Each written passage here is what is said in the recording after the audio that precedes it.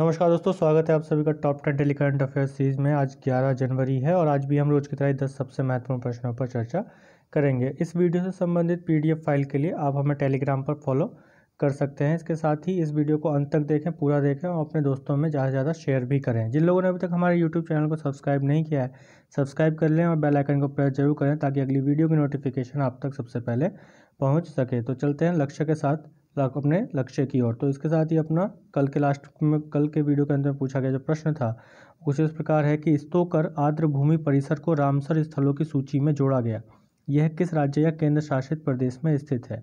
तो ऑप्शन थे हमारे पास जम्मू कश्मीर, सिक्किम, लद्दाख, अरुणाचल प्रदेश। तो इसका उत्तर होगा लद्दाख। लद्दाख के स्तोकर आर्द्र भूमि परिसर को अभी हाल ही में रामसर स्थलों की सूची में जोड़ा गया है और यह है भारत का 42वां और लद्दाख का दूसरा आर्द्र भूमि बन गया है जिसे रामसर साइट में नामित किया गया। चिल्का झील भारत की पहली आर्द्र भूमि थी जिसे 1981 में रामसर स्थलों की सूची में जोड़ा गया था। इसके साथ ही अगर देखा जाए तो रामसर सम्मेलन एक अंतर सरकारी पर्यावरणीय संधि है जो 1971 में हस्ताक्षरित हुई थी और 1975 में लागू की गई थी। इस सम्मेलन के तहत अंतर्राष्ट्रीय महत्व की आर्द्र भूमि स्थलों को रामसर स्थल के रूप में नामित किया जाता है। इसके साथ ही दुनिया की पहली रामसर साइट के रूप में नामित किया जाने वाला स्थान ऑस्ट्रेलिया में कोवार्ग प्रायद्वीप था जिसे 1974 में नामित किया गया था। तो चलते हैं वीडियो के आज के अपने पहले प्रश्न पर। तो आज का हमारा पहला प्रश्न है कि मोदी इंडिया कॉलिंग 2021 पुस्तक का विमोचन किसने किया है। ऑप्शन नरेंद्र मोदी, आदेश गुप्ता, राजनाथ सिंह, अमित शाह। तो इसका आंसर होगा आदेश गुप्ता। हाल ही में 16वें प्रवासी भारतीय दिवस के अवसर पर मोदी इंडिया कॉलिंग 2021 पुस्तक का विमोचन किया गया और इस पुस्तक में प्रधानमंत्री नरेंद्र मोदी की 107 विदेशी और द्विपक्षीय यात्राओं के दौरान खींची गई विभिन्न तस्वीरें शामिल हैं और यह पुस्तक भाजपा नेता विजय जौली के विचार पर आधारित है और इसके साथ ही इसका विमोचन जो किया गया वो दिल्ली भाजपा के अध्यक्ष आदेश गुप्ता द्वारा इसको विमोचित किया गया। इसके साथ ही देखा जाए तो प्रवासी भारतीय दिवस 16वें प्रवासी भारतीय दिवस का उद्घाटन अभी 9 जनवरी को पीएम मोदी द्वारा ही किया गया और ये वर्चुअल सम्मेलन में मुख्य अतिथि के रूप में जो इस सम्मेलन में मुख्य अतिथि के रूप में थे वो सूरीनाम गणराज्य के राष्ट्रपति चंद्रिका प्रसाद संतोखी थे। तो सूरीनाम के राष्ट्रपति कौन है? चंद्रिका प्रसाद संतोखी, जो कि प्रवासी भारतीय दिवस के मुख्य अतिथि हैं। इसके साथ ही देखा जाए तो 16वें प्रवासी भारतीय दिवस की थीम क्या है? आत्मनिर्भर भारत में योगदान। और प्रवासी भारतीय दिवस 9 जनवरी को हर 2 साल पर मनाया जाता है। इसका उद्देश्य है कि 9 जनवरी 1915 को दक्षिण अफ्रीका से महात्मा गांधी की भारत वापसी की याद में यह दिवस मनाया जाता है और इस तरह का पहला दिवस मनाए जाने की शुरुआत जो की गई थी वो 2003 से की गई थी। चलते हैं वीडियो के आज के अपने अगले प्रश्न पर। अगला प्रश्न है कि विश्व हिंदी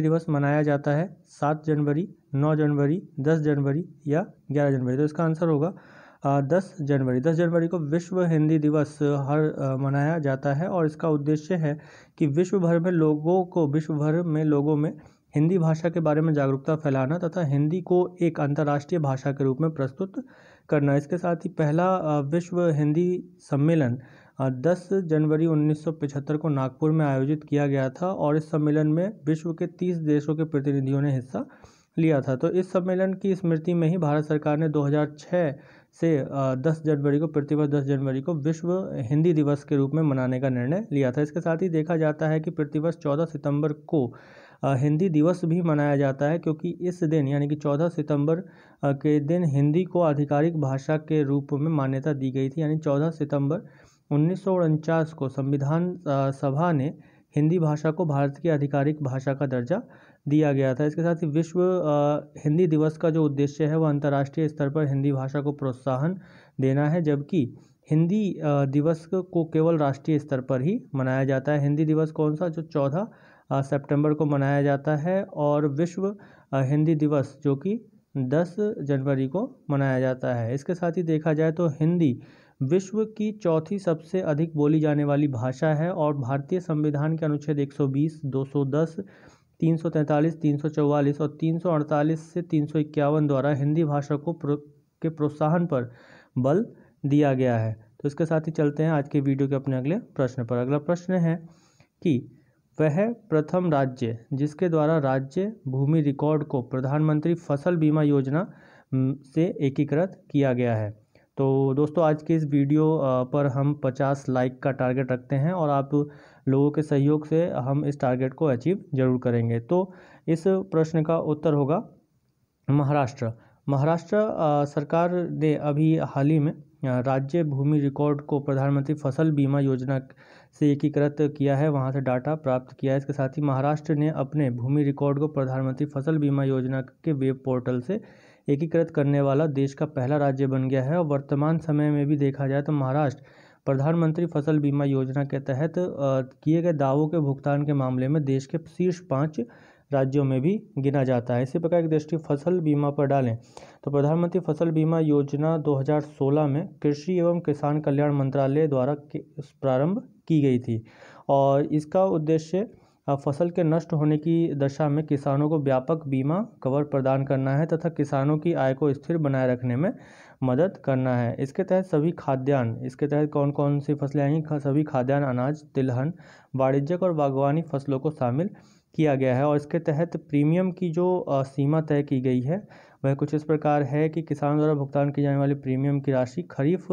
फसलों के लिए 2% है, रबी फसलों के लिए 1.5% है, 1.5% निर्धारित की गई है, जबकि वार्षिक, वाणिज्यिक और बागवानी फसलों के लिए प्रीमियम राशि 5% तय की गई है। यह योजना उन किसानों के लिए अनिवार्य है जिन्होंने अधिसूचित फसलों के लिए फसल ऋण लिया है या किसान क्रेडिट कार्ड के तहत ऋण लिया है। उनके लिए यह अनिवार्य है, उनको यह फसल बीमा लेना ही होगा। जबकि जिन्होंने ऋण नहीं लिया है या किसान क्रेडिट कार्ड से ऋण नहीं लिया है उनके लिए यह बीमा ऐच्छिक होगी कि वो लेना चाहते हैं या नहीं लेना चाहते हैं। इसी प्रकार देखा जाए तो इस योजना का क्रियान्वयन सूचीबद्ध सामान्य बीमा कंपनियों द्वारा किया जाएगा, यानी IRDAI के अंतर्गत जो सूचीगत कंपनियां हैं, IRDA के अंतर्गत जो सूचीबद्ध बीमा कंपनियां हैं उनके द्वारा किया जाएगा। और इन बीमा कंपनियों का चयन राज्य सरकार करेगी, किसके द्वारा, नीलामी के द्वारा राज्य सरकार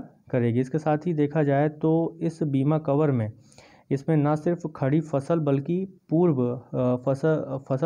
पूर्व बुआई और फसल कटाई के पश्चात के जोखिमों को भी शामिल किया जाता है। इसके साथ ही देखा जाता है कि यह इस आपदा के तहत, इस योजना के तहत स्थानीय आपदाओं की क्षति का भी आकलन किया जाएगा और संभावित दावों का 25% तत्काल भुगतान ऑनलाइन के माध्यम से कर दिया जाएगा तथा बाकी का जो 75% है उसे बाद में पूर्ण आकलन के पश्चात प्रदान किया जाएगा। तो इसी के साथ चलते हैं वीडियो के अपने अगले प्रश्न पर। अगला प्रश्न है, वह सागर जिसके असाधारण उच्च ज्वार को एक्वा अल्ता नाम दिया गया।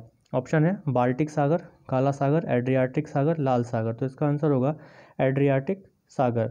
एड्रियाटिक सागर में आए एक उच्च ज्वार, असाधारण उच्च ज्वार जो काफ़ी ऊंचा ज्वार था, जिसका नाम एक्वा अल्ता नाम दिया गया और ये इटली में एड्रियाटिक सागर के तट पर स्थित वेनिस में बाढ़ के कारण का एक समस्या उत्पन्न हुई है। इसके साथ इस ज्वार के कारण वेनिस शहर में बाढ़ की समस्या उत्पन्न हुई है, जो कि कहाँ है, इटली में है और एड्रियाटिक सागर के समीप है। इसी प्रकार देखा जाए तो उच्च ज्वार कब आते हैं? उच्च ज्वार जब आते हैं जब सूर्य, चंद्रमा और पृथ्वी एक सीधी स्थिति में हो तो उच्च ज्वार की उत्पत्ति होती है और इसमें ज्वार की ऊंचाई सामान्य ज्वार से अधिक होती है। तो इस तरह का ज्वार एक माह में 2 बार आता है। इसी प्रकार यदि एड्रियाटिक सागर की स्थिति हम विश्व मानचित्र पर देखें तो यह यूरोप में आता है और इसकी स्थिति के देखने के लिए हम मानचित्र पर चलें तो यहाँ देखें तो ये हमारा प्यारा देश भारत, और भारत से उत्तर पश्चिम दिशा में यूरोप है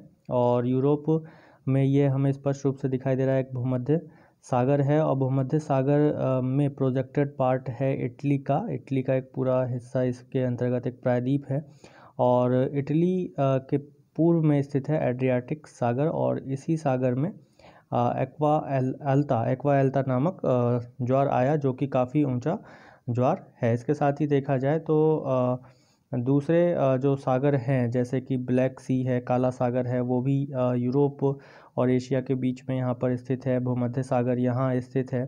कैस्पियन सागर भी इसके ब्लैक सी के बराबर में स्थित है, जिसका हमने कल के वीडियो का में जिक्र किया था। इसके साथ ही लाल सागर अफ्रीका और एशिया के बीच में स्थित है। अरब प्रायद्वीप और अफ्रीका के बीच में स्थित है लाल सागर। तो इसके साथ ही हम देखते हैं कि एड्रियाटिक सागर कहाँ है। एड्रियाटिक सागर यूरोप में है और इटली के पूर्व में स्थित है। तो चलते हैं आज की वीडियो के अपने अगले प्रश्न पर। अगला प्रश्न है कि इसरो द्वारा मानव अंतरिक्ष उड़ान केंद्र की स्थापना प्रस्तावित की गई तेलंगाना, आंध्र प्रदेश, केरल, कर्नाटक। तो इसका आंसर होगा कर्नाटक। कर्नाटक राज्य के चित्रदुर्ग में इसरो ने यानी कि भारतीय अंतरिक्ष अनुसंधान संगठन ने मानव अंतरिक्ष उड़ान केंद्र को कर्नाटक के चित्रदुर्ग जिले में स्थापित किया गया है, किए जाने का प्रस्ताव दिया है। इसके साथ ही देखा जाए तो वर्तमान में चित्रदुर्ग में भाभा परमाणु अनुसंधान केंद्र की स्थापना की जा चुकी है और यह प्रस्तावित केंद्र जो कि मानव अंतरिक्ष उड़ान केंद्र है, ये गगनयान मिशन के संचालन में उपयोग में लाया जाएगा। इसके साथ ही देखा जाए तो गगनयान मिशन ये जो कार्यक्रम है ये इस कार्यक्रम के साथ भारत मानव अंतरिक्ष यान मिशन शुरू करने वाला दुनिया का चौथा देश बन जाएगा। और जिसमें देखा जाए तो अब उल्लेखनीय है कि अब केवल जो अभी देखा जाए तो अमेरिका, रूस, चीन ने मानव अंतरिक्ष यान शुरू कार्यक्रम अपने किए हुए हैं। यानी किन किन देशों ने अपने मानव को अंतरिक्ष में भेजने के लिए मिशन शुरू किए हैं? अमेरिका, रूस और चीन ने ही शुरू किए हैं। इसके बाद चौथा जो देश हो जाएगा वो भारत बनेगा, जो मानव को अंतरिक्ष में भेजने के लिए यान तैयार कर रहा है। इसके साथ ही देखा जाए तो इसमें कुछ जो प्रमुख तकनीकों का उपयोग किया जा रहा है, जिसमें अंतरिक्ष कैप्सूल रिकवरी प्रयोग, क्रू मॉड्यूल, वायुमंडलीय पुनः प्रवेश प्रयोग और इसके साथ साथ पैड एलवॉट टेस्ट के माध्यम से सफलतापूर्वक इसका प्रदर्शन किया गया। इसके साथ ही देखा जाए तो गगनयान को लॉन्च करने के लिए GSLV Mk3 लॉन्च व्हीकल का उपयोग किया जाएगा। किसका उपयोग किया जाएगा? GSLV Mark 3, जो कि सबसे हैवीएस्ट भारी हमारा लॉन्चर है, लॉन्च व्हीकल है भारत का। GSLV Mark 3 हमारा लॉन्च व्हीकल है और जो इस मिशन के लिए आवश्यक पेलोड क्षमता को ले जाने में परिपूर्ण है। इसके साथ ही देखा जाए तो यह अंतरिक्ष यान को 300 से 400 किलोमीटर की निम्न लो अर्थ ऑर्बिट में रखा जाएगा। तो इसके साथ ही चलते हैं वीडियो के अपने अगले प्रश्न पर। अगला प्रश्न है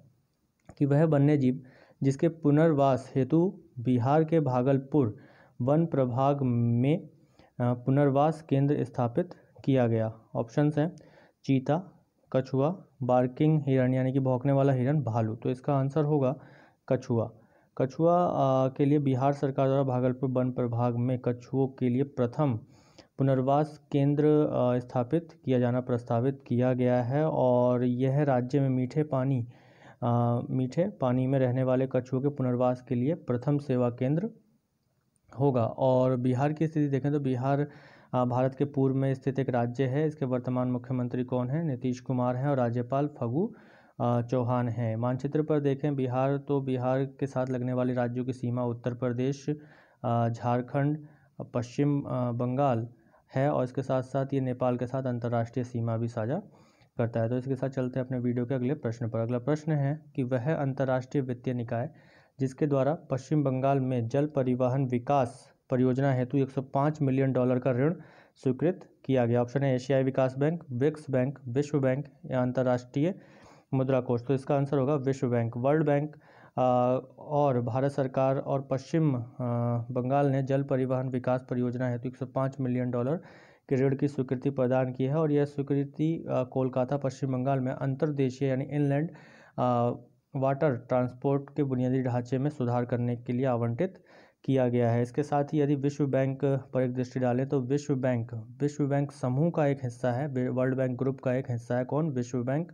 और इसकी स्थापना ब्रिटेन वुड्स सम्मेलन के द्वारा की गई थी, जिस सम्मेलन का आयोजन 1944 में किया गया था। इसका मुख्यालय कहाँ है? इसका मुख्यालय वाशिंगटन DC, संयुक्त राज्य अमेरिका में स्थित है। इसी के साथ देखा जाए तो यदि कोई देश IMF का सदस्य बनता है तो वह स्वतः ही विश्व बैंक का भी सदस्य बनता है और IMF की भी स्थापना ब्रिटेन वुड्स सम्मेलन के द्वारा ही की गई थी। तो यही कारण है कि विश्व बैंक और IMF को ब्रिटेन वुड्स की जुड़वा बहनें कहा जाता है। इसी के साथ देखा जाए तो विश्व बैंक समूह क्या होगा? विश्व बैंक समूह में 5 अंग हैं। एक अंतर्राष्ट्रीय विकास एवं पुनर्निर्माण बैंक यानी कि international bank for reconstruction and development, अंतर्राष्ट्रीय विकास संघ इंटरनेशनल डेवलपमेंट एसोसिएशन। तो इन दोनों संगठनों को मिलाया जाए, इन दोनों अंगों को मिलाया जाए, यानी कि international bank for reconstruction and development और इंटरनेशनल डेवलपमेंट एसोसिएशन, तो इन दोनों को मिलाया जाता है तो इनको हम वर्ल्ड बैंक कहते हैं। इन दोनों को संयुक्त रूप से क्या कहते हैं? वर्ल्ड बैंक यानी कि विश्व बैंक कहते हैं। IBRD, IBRD, IBRD और IDA को हम संयुक्त रूप से क्या कहते हैं? विश्व बैंक कहते हैं। और यदि हम विश्व बैंक समूह कहें तो IBRD और IDA के साथ 3 अन्य संगठन, जिसे हम अंतर्राष्ट्रीय वित्त निगम यानी international finance corporation, multilateral investment guarantee agency और international centre for settlement of investment dispute, इनको मिला दें तो ये पूरा विश्व बैंक समूह बन जाता है। तो विश्व बैंक यदि हम कहते हैं तो उसमें 2 संगठन आते हैं, कौन कौन से? IBRD और IDA। इन सभी के कार्य अपने अपने स्तर पर अलग अलग हैं। तो इसी के साथ चलते हैं वीडियो के अपने अगले प्रश्न पर। अगला प्रश्न है कि महा मेट्रो किस राज्य की मेट्रो रेल परियोजना है? ऑप्शन है उत्तर प्रदेश, मध्य प्रदेश, महाराष्ट्र, ओडिशा। तो इसका आंसर होगा महाराष्ट्र। तो महाराष्ट्र मेट्रो रेल कॉरपोरेशन है और ये भारत सरकार और महाराष्ट्र सरकार की एक संयुक्त कंपनी है, उद्यम कंपनी है। और हाल ही में DRDO ने महा मेट्रो के साथ एक समझौता ज्ञापन पर भी हस्ताक्षर किया था और इस समझौते में मेट्रो रेल नेटवर्क में मानव अवशिष्ट उपचार के लिए उन्नत बायोडाइजेस्टर MK2 तकनीक को लागू करने के लिए तकनीकी सहायता प्रदान करेगा। कौन? DRDO मानव अवशिष्ट को ख़त्म करने के लिए बायोडाइजेस्टर MK3 तकनीक को लागू करने में इस मेट्रो की सहायता करेगा। इसके साथ ही देखा जाए तो महाराष्ट्र भारत के पश्चिम में एक तटीय राज्य है और इसके मुख्यमंत्री अभी कौन है? उद्धव ठाकरे। और राज्यपाल वर्तमान में भगत सिंह कोश्यारी है। मानचित्र पर स्थिति देखें तो इसके जो तटीय क्षेत्र है वो अरब सागर से लगता है। महाराष्ट्र ये यहाँ पर स्थित है। इसके उत्तर में गुजरात, मध्य प्रदेश, पूर्व में छत्तीसगढ़, तेलंगाना और दक्षिण में कर्नाटक और गोवा के साथ इसकी सीमा लगती है। तो इसके साथ ही चलते हैं वीडियो के अपने अगले प्रश्न पर। अगला प्रश्न है कि सिंगचिंग बगुन कम्युनिटी रिजर्व मुख्यतः किस प्रजाति से संबंध रखता है? भारतीय बाइसन, जंगली भैंसा, पक्षी, एक सींग वाला गैंडा। तो इसका आंसर होगा पक्षी। ये सिंगचिंग बगुन कम्युनिटी रिजर्व, सिंगचिंग बगुन कम्युनिटी रिजर्व कहाँ है? अरुणाचल प्रदेश में स्थित है और ये 17 वर्ग किलोमीटर में स्थित एक जैव विविधता का केंद्र है। ये वन्यजीव संरक्षण अधिनियम 1972 के तहत स्थापित किया गया था। किसके तहत? वन्यजीव संरक्षण अधिनियम के तहत सिंगचिंग बगुन कम्युनिटी रिजर्व को स्थापित किया गया था, जो किस राज्य में है? अरुणाचल प्रदेश में है। और यह केंद्र गंभीर रूप से लुप्तप्राय यानी क्रिटिकली एंडेंजर्ड पक्षी प्रजाति बुगुन लियो चिचला का घर है। बुगुन लियो चिचला का घर है, जो सिर्फ यहीं पर ही पाया जाता है। इसके साथ ही देखा जाए तो अरुणाचल प्रदेश पूर्वी भारत में स्थित एक राज्य है और यहाँ के मुख्यमंत्री कौन है वर्तमान में? पेमा खांडू। और राज्यपाल BD मिश्रा हैं। तो इसकी लोकेशन देखा जाए तो भारत के पूर्व में स्थित अरुणाचल प्रदेश यहाँ है और ये भारतीय राज्यों असम और नागालैंड के साथ सीमा साझा करता है। इसके साथ ही ये 3 देशों के साथ अंतर्राष्ट्रीय सीमा इसकी लगती है, भूटान, चीन और म्यांमार के साथ इसकी अंतर्राष्ट्रीय सीमा लगती है। तो इसके साथ ही चलते हैं वीडियो के अपने अगले प्रश्न पर। अगला प्रश्न कुछ इस प्रकार है कि ऑल इंडिया फुटबॉल फेडरेशन का पहला उप महासचिव किसे नियुक्त किया गया है? ऑप्शन है आशुतोष, रमेश, अभिषेक यादव, कुलवंत सिंह या इनमें से कोई नहीं। तो इसका आंसर होगा अभिषेक यादव। तो भारत के पूर्व स्ट्राइकर अभिषेक यादव को खेल निकाय द्वारा पदानुक्रम में एक नया पद बनाने के फैसले के बाद उन्हें ऑल इंडिया फुटबॉल फेडरेशन का पहला उप महासचिव नियुक्त किया गया है। इसके साथ ही देखा जाए तो ऑल इंडिया फुटबॉल फेडरेशन के अध्यक्ष कौन है? प्रफुल्ल पटेल हैं। उपाध्यक्ष सुब्रत दत्ता हैं और इसकी स्थापना कब की गई थी? 23 जून 1937 में की गई थी और इसका मुख्यालय द्वारका नई दिल्ली में स्थित है। तो ये थे आज के हमारे 10 सबसे महत्वपूर्ण प्रश्न। इसके साथ ही चलते हैं वीडियो के अंत में पूछे जाने वाले प्रश्न पर। तो वीडियो के अंत में पूछा जाने वाला प्रश्न कुछ इस प्रकार है कि पर्यावरण मंत्रालय ने किस पक्षी के संरक्षण के लिए फायरफ्लाई बर्ड डाइवर्ट पहल शुरू की है? ऑप्शन है black Falcon, black headed crane, great Indian bustard, घरेलू गौरैया। तो इस प्रश्न का उत्तर आप सभी लोग कमेंट बॉक्स में जरूर दीजिएगा। और ये सभी प्रश्न पीछे पूछे गए प्रश्नों में से ये पीछे हमारे जो करंट अफेयर्स की वीडियोज़ हैं उसमें से ही पूछे जाते हैं। तो यदि आप लगातार बने हुए हैं हमारे साथ तो इन प्रश्नों का उत्तर आप ज़्यादा से ज़्यादा ज़रूर दें। तो इसके साथ ही आप लोग इस वीडियो की PDF फाइल के लिए टेलीग्राम पर हमें फॉलो कर सकते हैं और हमारे YouTube